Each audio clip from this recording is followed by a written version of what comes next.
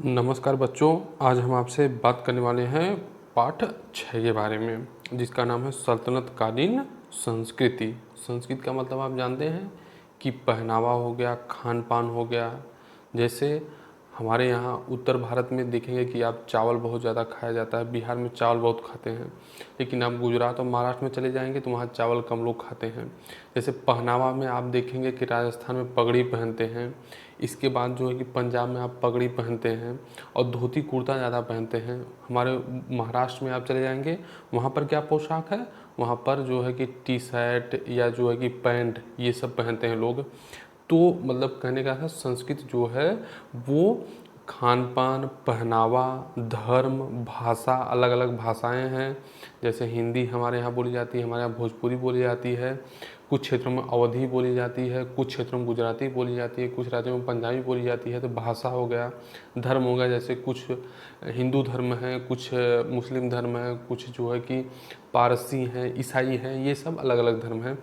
तो इन सब को मिलाकर हम बोलते हैं संस्कृति, किसी देश की संस्कृति या किसी राज्य की संस्कृति। तो हम आज जानेंगे कि इसकी सल्तनत कालीन संस्कृति के बारे में। 13वीं सदी हमने बताया था 1200 ईस्वी से 1300 ईस्वी के बीच के 100 वर्ष के समय को क्या बोलते हैं? 13वीं सदी बोलते हैं।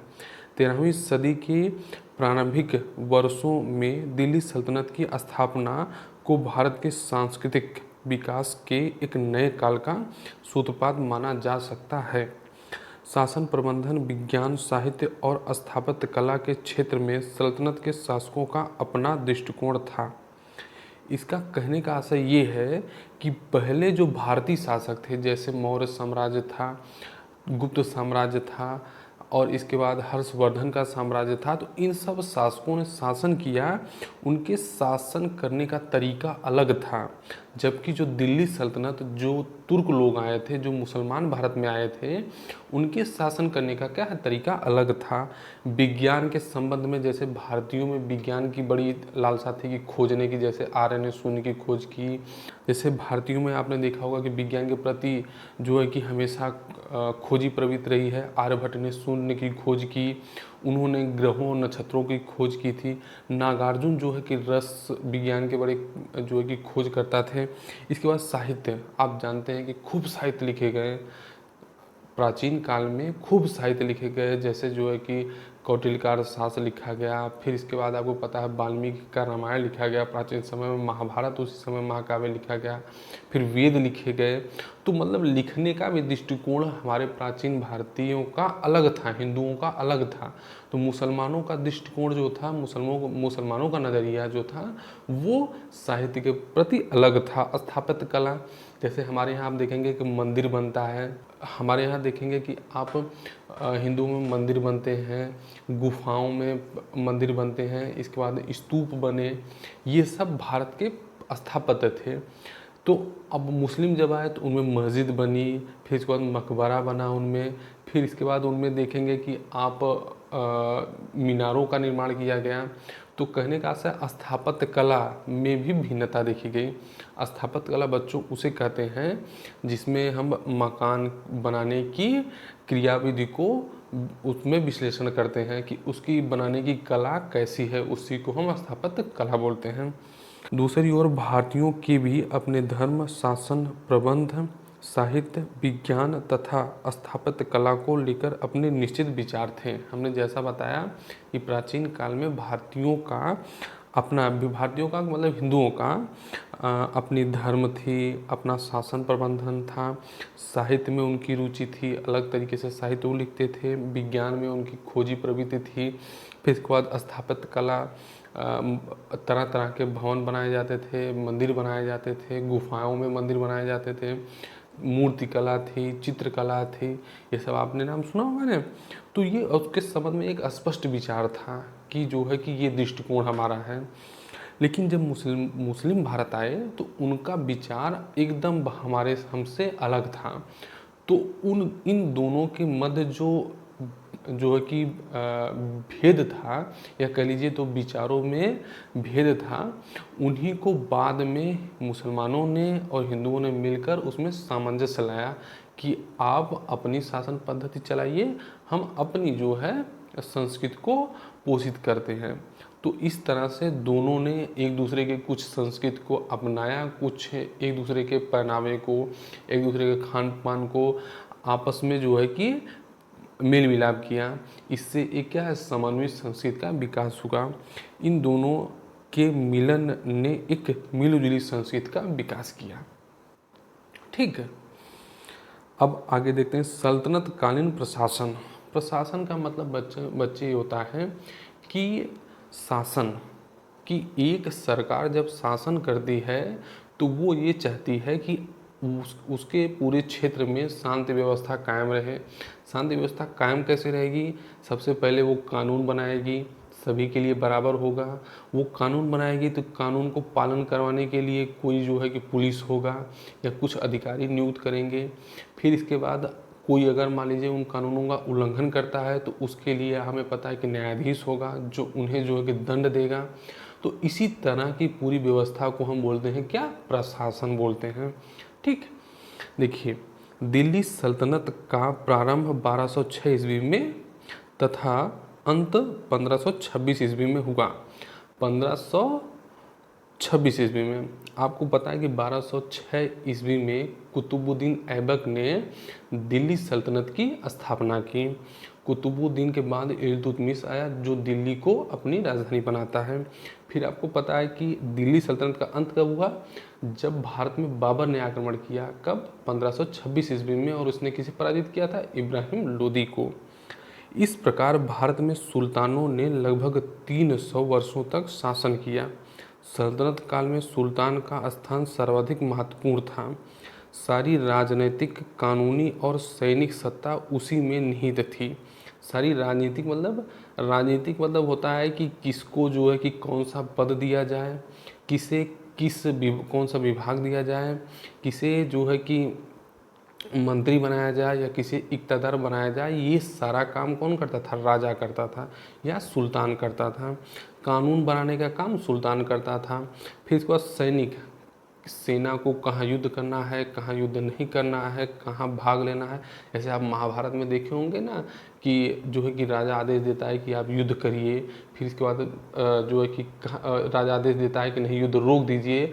तो इस तरह के आदेश कौन देता है? राजा देता है। और राजा को ही हम मानते हैं सुल्तान। सुल्तान जो है उसमें ये सारी शक्तियाँ निहित होती हैं। वह राज्य की सुरक्षा और व्यवस्था के लिए जिम्मेदार था। इस तरह वह प्रशासन के लिए भी जिम्मेदार था। उसकी जिम्मेदारी थी कि अगर कोई व्यक्ति या कोई बाहरी शासक उसके देश पर आक्रमण कर रहा है तो राजा का ये दायित्व बनता है या सुल्तान का यह दायित्व बनता है कि वो जनता की रक्षा करे, क्योंकि इसीलिए वो जनता से कर वसूल करता है कि ताकि वो उनकी रक्षा करेगा। सुल्तान ही सेना का प्रधान होता था, मतलब सेना का प्रमुख वही होता था। वही निर्णय देता था युद्ध करना है या युद्ध नहीं करना है या किसी से संधि करना है। ये सब निर्णय कौन करता था? सुल्तान करता था। कानून और न्याय की व्यवस्था करना भी उसी का दायित्व था। कानून मतलब कानून को लागू करना, कानून को बनाना कि हाँ, ये अगर राजा कह दे कि चोरी करना दंडनीय अपराध है और उसकी सज़ा फांसी है, तो जो भी चोरी करता था उसे फांसी की सज़ा दी जाती थी। अगर कोई ये हो कि चोरी कोई किया है तो उसका दंड जो है कि हाथ काट देना है तो उसके हाथ काट दिए जाते थे। तो कहने का अर्थ है जो भी राजा बस मुख से बोल दे वो समझ लीजिए पालन हो जाता था। वही कानून था। न्याय करना, राजा जो है कि सर्वोच्च न्यायाधीश होता था कि जब सभी न्यायालय निर्णय दे देते थे तो राजा के दरबार में जो है कि प्रजा जाती थी कि राजा हमारी जो है बात सुनिए और हमें जो है न्याय दीजिए। तो सुल्तान जो है न्याय प्रदान करता था। तो इस कार्य के लिए वह न्यायाधीश की नियुक्ति करता था।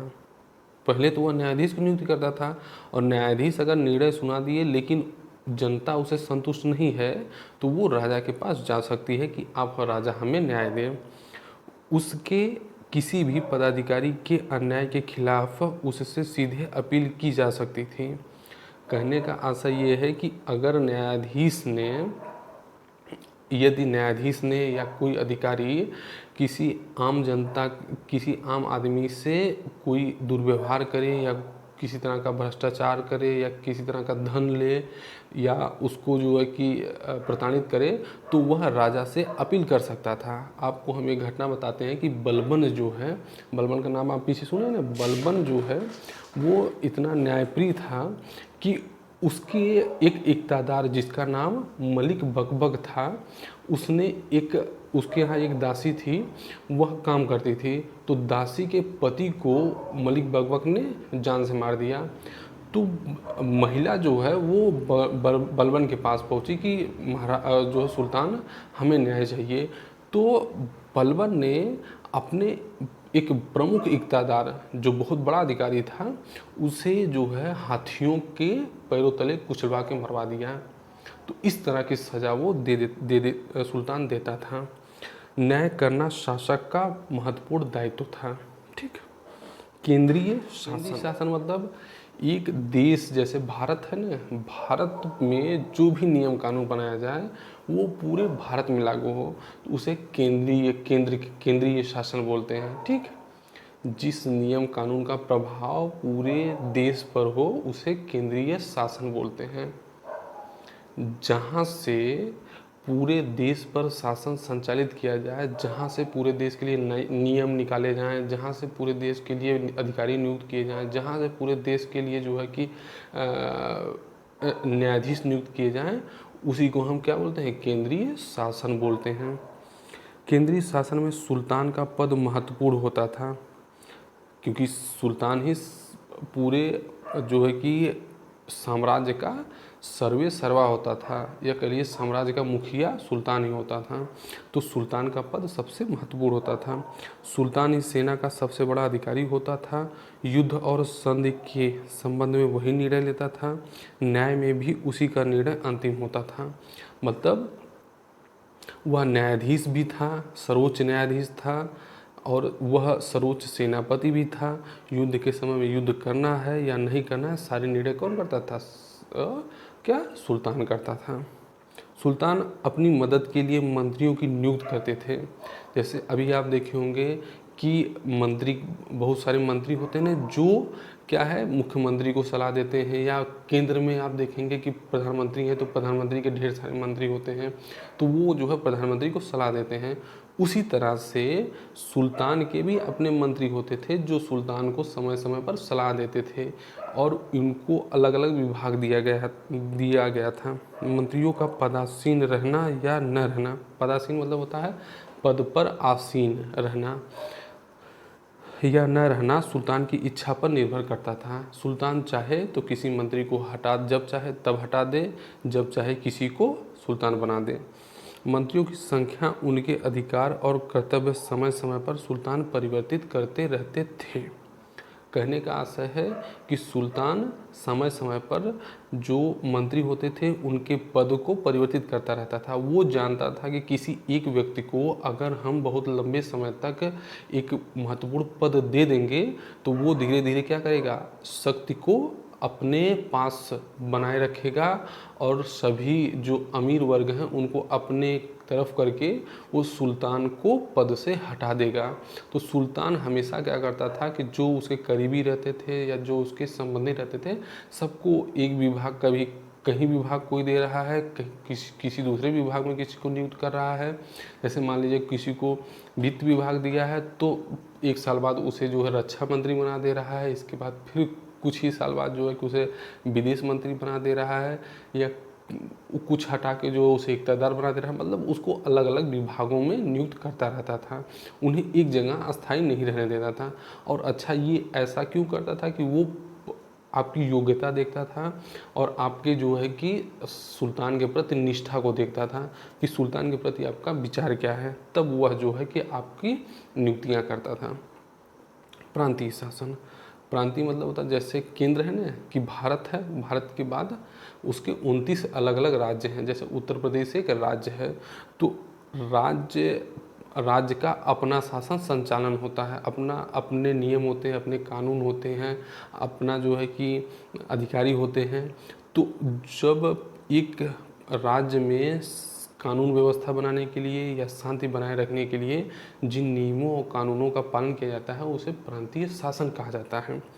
समस्त देश अनेक प्रांतों में विभक्त था। पहले इन्हें इक्ता अथवा बाद में विलायत कहा गया। प्रत्येक प्रांत का अधिकारी गवर्नर होता था, जो इक्तादार और बाद में मुफ्ती या वली कहलाता था। इसे आप याद रखे रहिए। इक्तादार जो है, इक्ता का आशय भूखंड होता था। इक्ता का आशय भूखंड होता था, और जो उस पर जो उसका स्वामी होता था उसे इक्तादार बोला जाता था।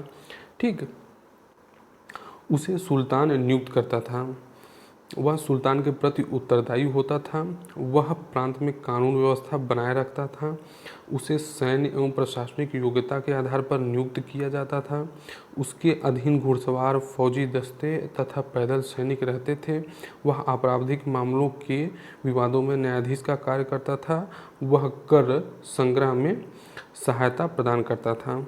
जो इक्तादार होता था उसे उसकी प्रशासनिक दक्षता की, मतलब कितना बढ़िया वो जो है कि शांति व्यवस्था कायम कर सकता है, वो कितने अच्छे से जो है कि लोगों को न्याय दिला सकता है, यह योग्यता जिस व्यक्ति में होगी उसी को इक्तादार बनाया जाता था। दूसरी उसकी योग्यता थी कि सेना में वो कितनी विजय प्राप्त किया है। वह अगर इक्तादार नियुक्त हो रहा है या प्रांत का जो है प्रमुख नियुक्त हो रहा है, तो उसमें ये योग्यता होनी चाहिए कि अगर कोई उसके राज्य पर आक्रमण कर दे तो वो उससे लड़कर भगा सके। तो सुल्तान इन सब चीज़ों को देखता था, तब जो है इक्तादार की नियुक्ति करता था। और उसके अधीन जो है कि कुछ घुड़सवार होते थे, कुछ फौज उसके अधीन रखी जाती थी, ताकि वो अपने प्रांत में शांति और व्यवस्था बनाए रख सके। और एक काम और था कि वो जिस प्रांत का या जिस राज्य का इक्तादार होता था, वहाँ से जो राजस्व मिलता था, जो कर मिलता था, उस कर का एक हिस्सा वो प्रशासनिक खर्चे के लिए निकाल लेता था और अपना वेतन निकाल लेता था। इसके बाद जो बचता था उसे वह सुल्तान को देता था, जिसे फवाजिल बोला जाता है। ठीक है। प्रांत में काजी एवं सद्र भी नियुक्त किए जाते थे। काजी मतलब होता है न्यायाधीश, काजी मतलब न्यायाधीश होता है, और सद्र मतलब होता है जो धार्मिक क्रियाकलापों को देखता है, उसे हम सद्र बोलते हैं। ठीक, प्रायः एक ही व्यक्ति को दोनों पद दिए जाते थे। एक ही व्यक्ति को काजी भी बनाया जाता था और सद्र भी बनाया जाता था। काजी के रूप में वे दीवानी मामलों में न्याय करते थे तथा सद्र के रूप में धार्मिक अनुदानों के अधीक्षक का कार्य करते थे। धार्मिक अनुदान मतलब कहीं मस्जिद बनवाना हुआ, कहीं मदरसा बनवाना हुआ, कहीं जो है कि मकबरा बनाना हुआ, या किसी अनाथ को दान देना हुआ, तो इसका काम कौन करता था? सद्र देखता था। और जो काजी होता था वो जो फौजदारी मामले होते, मार झगड़ा का मामला हो गया या किसी की ज़मीन कोई हड़प लिया या चोरी का मामला हुआ, इसे कौन देखता था? काजी देखता था, या काजी न्यायाधीश के रूप में काम करता था। प्रांतों के नीचे जिले, जिन्हें सरकार कहते थे, प्राचीन काल में, अभी जिलों को क्या बोला जाता है? जिला, लेकिन सल्तनत काल में जिलों को क्या बोला जाता था? सरकार बोला जाता था। ठीक, इसके नीचे उपसंभागीय क्षेत्र होते थे, जिन्हें सिक कहते थे। जिले के अधिकारी को प्रमुख सिकदार तथा सिक के अधिकारी को सिकदार कहते थे। मतलब कहने का असर, मध्यकाल में या सल्तनत काल में जो है कि ज़िले को हम क्या बोलते थे? सिक बोलते थे, और वह जो अधिकारी सिक पर शासन करता था उसे सिकदार बोला जाता था। जैसे आज अभी जिला है ना, ज़िले के प्रमुख को क्या बोलते हैं? जिला अधिकारी बोलते हैं। ठीक, ये दोनों अधिकारी अपनी अपनी इकाइयों में मुख्य कार्यकारी अधिकारी की भूमिका निभाते थे तथा राजस्व वसूली में सैन्य सहायता प्रदान करते थे। जो सिकदार होता था उसका काम होता था कि अपने ज़िले में शांति व्यवस्था बनाए रखना, जो है कि लोगों को कोई कष्ट ना हो, अगर कोई किसी को प्रताड़ित करे तो उससे जो है कि न्याय प्रदान करना, और जो अपने ज़िले में राजस्व हो, जो अपने ज़िले में कर प्राप्त हो, उसे वसूल करके किसको देना? प्रांत को, मतलब इक्तादार को देना, और इक्तादार किसको देगा? वो सुल्तान को प्रदान करेगा। प्रत्येक सिक में एक भू राजस्व अधिकारी होता था, जिसे आमिल कहते थे। मतलब सिकदार जो है वो भू राजस्व के संग्राम में सहायता करता था, लेकिन उसका लेखा जोखा रखने का काम कौन करता था? आमिल करता था कि कितना धन जो है जिले में व्यय हुआ और कितना धन प्राप्त हुआ और कितना धन हमने किसको दिया? इक़्तादार को दिया। इसका लेखा जोखा कौन रखता था? ये आमिल रखता था, ताकि जो है हिसाब किताब कभी हो तो उसका हिसाब किताब दिया जा सके। सिक्क में फौजदार कोषाध्यक्ष का कार्य करता था। जिले में जो फौजदार होता था, कोष मतलब जहाँ पर जो है धन रखा जाए उसे कोष बोलते थे, और उसके जो अध्यक्ष होते थे, जो अध्यक्ष होता था उसी को हम कोषाध्यक्ष बोलते थे, और इसे सल्तनत काल में फौजदार बोला जाता था। इसकी अनुमति के बिना धन को नहीं निकाला जा सकता था। अगर कोई कहे, जो सिकदार कहे कि हमारे ज़िले में वेतन देने के लिए 10,000 की ज़रूरत है, तो जब तक सिकदार के यहाँ सिकदार अनुमति नहीं देगा तब तक जो है कि कोष से धन जो है वो अधिकारियों को नहीं जाएगा। तो मतलब कोषाध्यक्ष का काम होता था कि धन की रखवाली करना, या धन जो है कि उसके अनुमति से किसी का वेतन जाएगा या कहीं खर्च करना है तो उसके अनुमति के बिना राजकोष से पैसा नहीं खर्च होगा। आगे देखिए, स्थानीय शासन। स्थानीय शासन प्रत्येक सिक्क को परगनों में बांटा जाता था। प्रत्येक सिक्क को परगना, आप अपना परगना पता करिए परगना कौन सा है, और अपना ज़िला पता करिए कौन सा ज़िले में आप हैं, और अपना राज्य पता करिए कि किस राज्य में है, और देश तो आप भारत में है ही हैं। गांव के समूह को परगना कहते थे। ढेर सारे गांवों को मिलाकर हम परगना बोलते हैं। प्रशासन की सबसे छोटी इकाई गांव थी। गांव का मुखिया मुकद्दम या चौधरी कहलाता था। जैसे आज हमारे यहाँ प्रधान होता है ना, उसी तरह उस समय मुकद्दम या चौधरी होता था। वह समस्त ग्रामीण प्रशासन के लिए उत्तरदायी था। ग्राम में शांति व्यवस्था बनाए रखना, गांव में चोरी डकैती ना हो, इन सब की व्यवस्था बनाए रखना किसका काम था? ग्राम के मुखिया का काम था। भू राजस्व निर्धारण एवं वसूली के साथ राजस्व संबंधी सभी कागजात वह रखता था। मुकद्दम चौधरी जितना भी गांव से कर की वसूली हो रही है, कितना जो है खर्चा हो रहा है, इन सब का लेखा जोखा कौन रखता था? मुकद्दम और चौधरी रखते थे। गांव की सुरक्षा का कार्य गांव के चौकीदार करते थे। आपने सुना होगा ना, जागते रहो जागते रहो, पहले फिल्मों में चिल्लाते थे ना, तो उसका काम कौन करता? चौकीदार करता था। ये सल्तनत काल से चला आ रहा है। गांव के ये तीनों अधिकारी वंशानुगत होते थे। वंशानुगत मतलब होता है कि जैसे किसी के पिताजी काम कर रहे हैं, किसी के पिताजी नौकरी कर रहे हैं, अगर वो चौधरी हैं तो उसका लड़का भी चौधरी होगा, फिर उसका लड़का भी चौधरी होगा, फिर उसका लड़का भी चौधरी होगा। मतलब कहने का ऐसा, चौधरी जो है उस गांव के उसी परिवार के लोग बनेंगे। ठीक, इसी को वंशानुगत बोलते हैं। इन्हें वसूले गए भू राजस्व का एक भाग प्राप्त होता था। मतलब जो राजस्व वसूला जा रहा है उसका एक भाग इनके वेतन के रूप में इन्हें दिया जाता था कि भाई अगर 100 रुपये आप वसूल कर रहे हैं तो 1 रुपया आपको खर्चा के रूप में मिलेगा। गांव का प्रशासन ग्राम पंचायतों के माध्यम से होता था। इसीलिए मध्यकालीन भारत में ग्रामीण स्तर पर प्राचीन संस्थाएं यथावत रहीं। यथावत मतलब कि जैसे प्राचीन भारत में थी वैसे ही सल्तनत काल में भी बनी रहीं। दिल्ली के सुल्तानों ने दिल्ली सल्तनत के निर्माण में महत्वपूर्ण योगदान दिया, परंतु इनके अधिकतर उत्तराधिकारियों के अयोग्य होने के कारण सल्तनत की शक्ति कम होती गई। सल्तनत के विभिन्न भागों में बहुत से इक़्तादारों ने नए राज्य बना लिए। जब धीरे धीरे सल्तनत का विघटन होने लगा, जब मोहम्मद बिन तुगलक के समय में सल्तनत का विघटन हुआ तो धीरे धीरे क्या हो गया, बंगाल में नया राज्य स्थापित हो गया। जब आपने देखा बहमनी राज्य स्थापित हो गया, दक्षिण में विजयनगर राज्य स्थापित हो गया, सिंध में सिंध राज्य स्थापित हो गया। तो इस तरह से क्या है कि मालवा हो गया, गुजरात हो गया, राजस्थान हो गया, वहाँ पर कई छोटे छोटे राज्य स्थापित हो गए। तो जब सल्तनत का पतन हुआ तो इन छोटे छोटे राज्यों ने अपने आप को स्वतंत्र शासक घोषित कर लिया। उत्तर भारत में सल्तनत के कुछ प्रांत थे जो बाद में स्वतंत्र राज्य बन गए, जैसे जौनपुर, बंगाल, मालवा, गुजरात, मेवाड़, कश्मीर, ये सब जो है कि वो पहले दिल्ली सल्तनत के अधीन थे, लेकिन बाद में वो खुद को स्वतंत्र घोषित कर लिए और वहाँ क्या है कि स्वतंत्र शासक के रूप में शासन करने शुरू कर दिया। तो इस तरह से बच्चों ये हमने प्रशासन देखा। अब आगे हम बाद में देखेंगे सल्तनतकालीन समाज के बारे में आगे हम पढ़ेंगे। नमस्कार।